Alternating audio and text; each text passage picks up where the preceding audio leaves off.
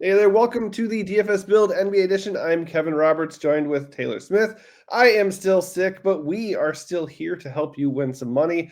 Hopefully, we can do that. If we do help you in any way, hit that like button, subscribe to the channel, and come join us in Discord. You can get access by hitting up our Patreon, just $5.99 for the entire month. You get access to the Discord, you get our NBA picks, you get our MLB picks and stacks, and everything else that we cover, plus personalized advice leading into lock. All right, so there's only one game tonight. But that means Showdown Central, baby. We can still win.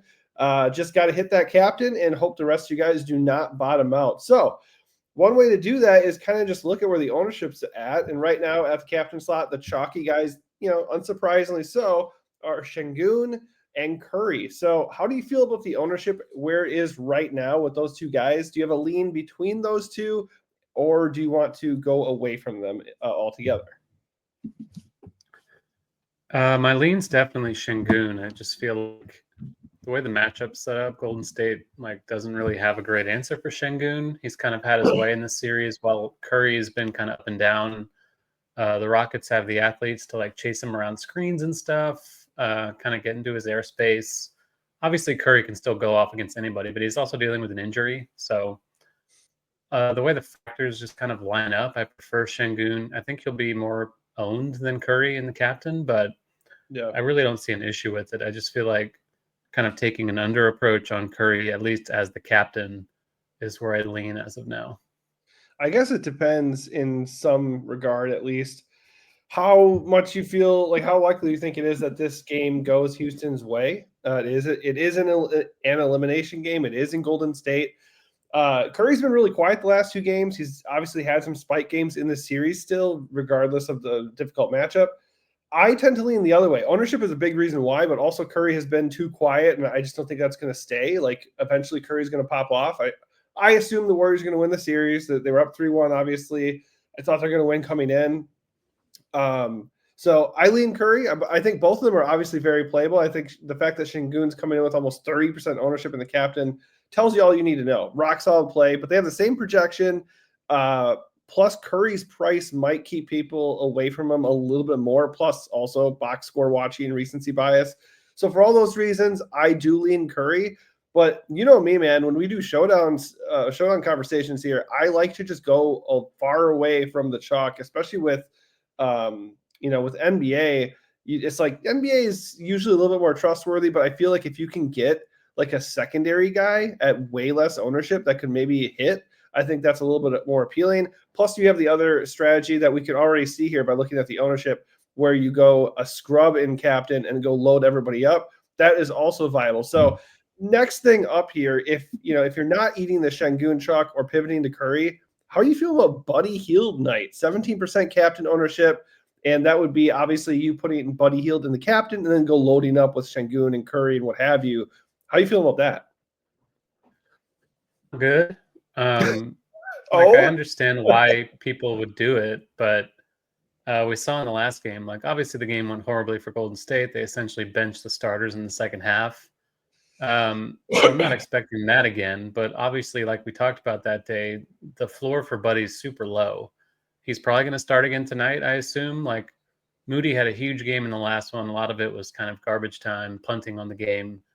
I think Moody will pick up some ownership. I'd be kind of surprised if they change the lineup again and put Moody in there over Buddy. But obviously stay tuned for that. If Buddy is starting, I think it's going to be a pretty chalky captain. And I think you can just load up on somebody else. He's projected to be owned, but guys like Dylan Brooks, Steven Adams, Moody himself, Jabari Smith, guys like that in captain aren't going to be owned at all.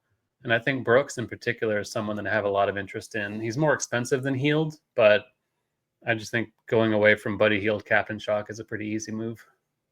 Yeah, firmly agree. I think in a vacuum, he's a fine play. He's only 5.7K. Should start possible route to 30 minutes. And obviously he's shown in the series he can pop off a little bit. So logically speaking, Buddy Hield, just like he was last time, is a good play. And I see why he's getting ownership. But if Buddy Hield, of all people, is going to be the third highest owned option, the captain, I will take my chances. I will do something else. Doesn't mean you can't play Buddy Hield in the flex. Doesn't mean you can't get to him at captain a little bit. but I just am not going to commit almost 20% to Buddy Hield here. So good that we're aligned. I like that. I even like Steven Adams as a cheaper option to slide in there. If you really want to do the punt scrub captain path, like you still can. I think like even like Quinton Post 4.8K. If these guys getting enough minutes, Gary Payton, like, do I feel good about any of them? No. But if Buddy Hield is a popular captain option and doesn't hit, and you pivot to somebody who just does a little bit better than him, that might be enough, honestly, to get there.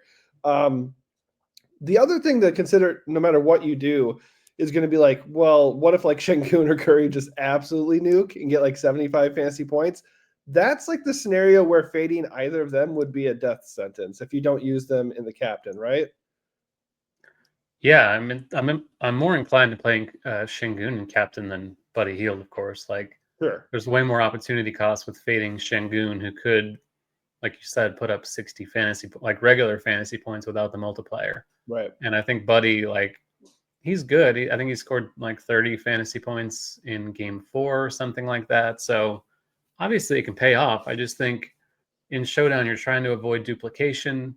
And if Buddy in captain is going to be chalk, there's a pretty obvious build that leads to. So like it might look good in projections. You can be like, oh, how can this lineup fail? Like Buddy in captain, and then I have 4 all-stars, 5 all-stars after him. But 300 people are going to agree with you, and that's not a way to actually win money on these kind of slates.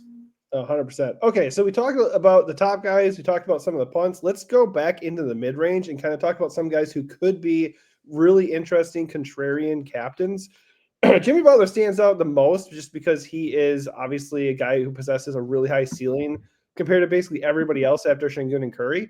So I do like him, but he's also pretty owned. So then the conversation starts going to guys like Amen. You have Fred VanVleet and Jalen Green, who's not even on the page here. He's like, I don't know if that's actually something we can trust, but he's coming in at like no ownership.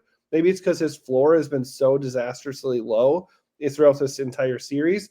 But I actually really like Jalen Green as a GPP captain. Like, I'm not going to go crazy in my ownership, but at least 10-15% of Jalen Green compared to 0 if you're putting out like a ton of lineups. I think that's pretty interesting. Yeah, I mean, Golden State's favored. They're at home. I think people are going to build like, oh, well, the Warriors are going to win, so I want the Warriors in my lineup. And maybe they won't. Like, I think it's a 5-point spread or 5.5, something like that. Like, It's been a pretty close series for the most part. It wouldn't be a shock if Houston won this game on the road. And even if they don't, like Jalen Green, Amen Thompson, Dylan Brooks, guys like that can still put up good scores in what should be a competitive game. So I don't mind that at all. Like Jalen Green, I said the other day, he was projected for like 30% ownership, but he came in closer to 10.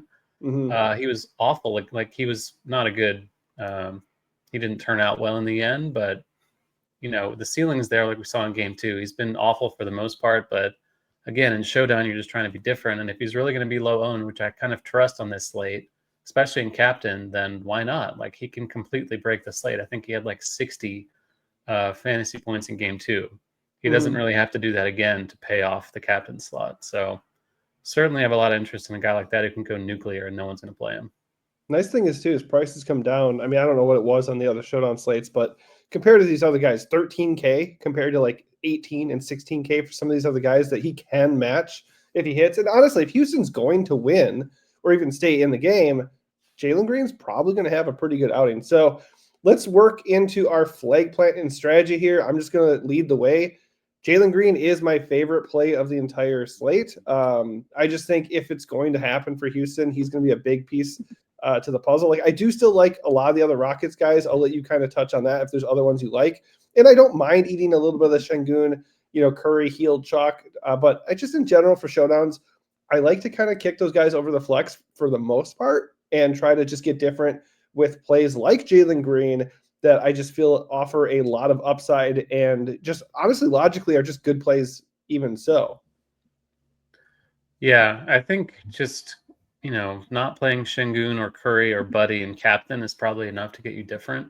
Yeah. And I think on these slates, another thing I like to do is just leaving salary on the table. Sure. Like people are going to play casually and think they have to spend all the money and that's the best way to get your best lineup. But again, like avoiding dupes is super difficult, but a good way to do that is just leaving salary on the table because people are going to see that and think it's uncomfortable.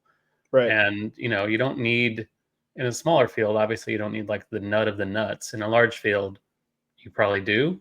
And it's pretty hard to do that and be unique, but there are ways to do it if the game breaks a certain way. I think Adams as a pivot from the Buddy captain ownership is probably my favorite straight line pivot you can make. Didn't really get the minutes in game 5, but we saw in game 4 that he did. Kind of depends on the game flow. Like they won the game in a blowout essentially in game 5, so I'm not looking too deep into that. I think if you do play one lineup and you don't want to play any of the captain chalk, I think my first stop would be Adams.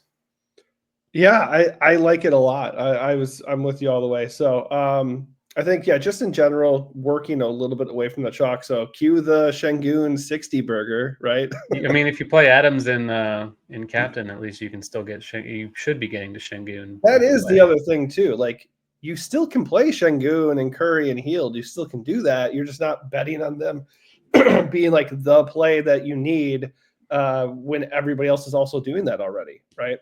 So, all right. Hopefully this helps everybody out. If it does, hit that like button, subscribe to the channel. Come join us in Discord by hitting up Patreon, just $5.99 for the entire month. You'll get showdown plays and advice throughout the rest of the playoffs. I mean, God knows we love a showdown. All right. Thanks for watching and good luck.